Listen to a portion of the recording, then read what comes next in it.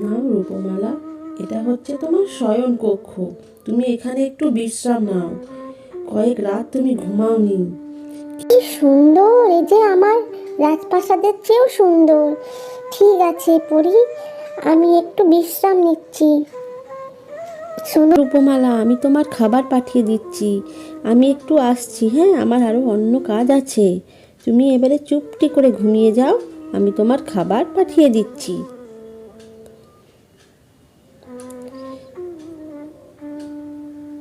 কোথায় যাচ্ছ তুমি পরি? কোথাও না, আমার তো আরও অনেক কাজ আছে, তুমি ঘুমো। রূপমালা ঘুমিয়ে গেলে পরি সেখান থেকে চলে যায়। পরি আবার উঠে আসে সাগর পাড়ে এবং সমগ্র নুনকে আহ্বান করে, এসো সব নুন, এসো আমার কাছে। বল্লভপুর রাজ্য ছেড়ে সব নুন চলে এসো।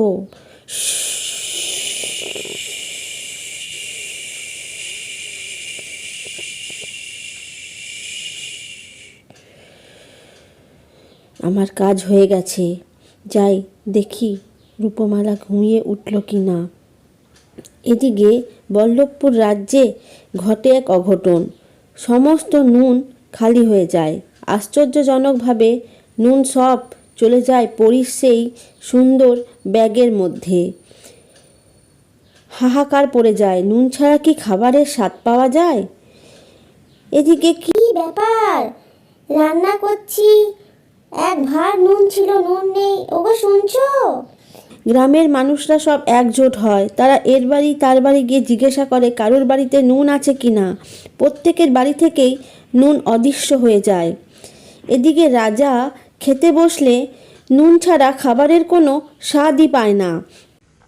কে আছো মন্ত্রী? এ কি খাবার বানিয়েছে? এক ফোঁটা নুন নেই।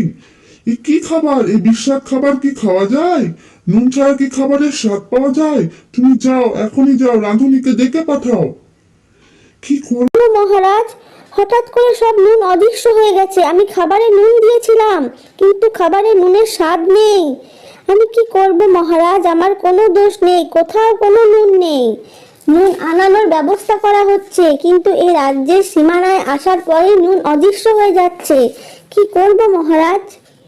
এদিকে নুনপরি তার কাজ সম্পূর্ণ হলে ফিরে এসে দেখে রূপমালা মন খারাপ করে বসে আছে। কি হয়েছে রূপমালা? আমার একা একা ভালো লাগছে না, আমার বাড়ির জন্য খুব মন খারাপ করছে, বাবার জন্য, বোনের জন্য খুব মন খারাপ করছে। আমার এখানে একা একদম ভালো লাগছে না নুনপরি, কি করব আমি? তুমি চিন্তা করো না, যাও, আমি তোমাকে ঘুরতে পাঠাচ্ছি। আমার অনুচর কচ্ছপ, কোথায় কচ্ছপ? এসো এসো, যাও, ওকে আমাদের উদ্যান দেখিয়ে আনো, যাও। ও মা, এটাও সম্ভব? এই যে স্বপ্ন দেখছি মনে হচ্ছে। যাও কচ্ছপরাজ, ওকে আমাদের উদ্যান বাটিকা ঘুরিয়ে আনো। সাবধানে যাও, তোমার মন ভালো হয়ে যাবে, আরও অনেকের সঙ্গে তোমার পরিচয় হবে। মন খারাপ করে থাকে না বোন। কচ্ছপরাজের সঙ্গে রূপমালা চলেছে নুনপরির উদ্যানে। ও মা, কি সুন্দর জায়গা! এই যে আমাদের রাজপ্রাসাদের থেকেও সুন্দর। আর এদিকে গ্রামের সবাই চলেছে রাজার কাছে নালিশ জানাতে, তাদের নুন এমন উধাও হয়ে যায় কি করে। রাজ্যে নুন ঢোকালেই নুন অদৃশ্য হয়ে যাচ্ছে, কোথাও এক ফোঁটা নুন নেই। এবারে তারা কি করবে? সবাই এসে উপস্থিত হয় রাজার কাছে নালিশ জানাতে। রাজা কিছু বুঝতে পারে না, কিভাবে এটা সম্ভব, কিচ্ছু বুঝতে পারছি না। এখানে নুন আনা হলেও নুন উধাও হয়ে যাচ্ছে। নুন ছাড়া কি খাওয়া যায় নাকি? আমার কি হলো? এই রাজ্যে এরকম অবস্থা কেন হলো আমার? রাজা চিন্তা করতে থাকে যে নুনকে আমি এতই তুচ্ছ ভেবে আমার প্রাণের কন্যা রূপমালাকে দূর করে দিয়েছিলাম। আজ বুঝতে পারছি আমি কত বড় ভুল করেছি। সেই নুনের মূল্য যে এত বেশি, সোনা হিরে দামি মুক্ত মাণিক্যের চেয়েও যে এত বেশি, আজ আমি বুঝতে পারছি। এমন সময় রাজা তার দুই কন্যা এসে বলে তারা এই রাজ্যে আর থাকতে চায় না, এমন বিস্বাদ খাবার তারা খেতে পারবে না। তারা এই রাজ্য থেকে মাতুলালয়ে চলে যেতে চায়, রাজা যেন তাদের যাওয়ার ব্যবস্থা করে। এ শুনে রাজা আরোই ভেঙে পড়ে।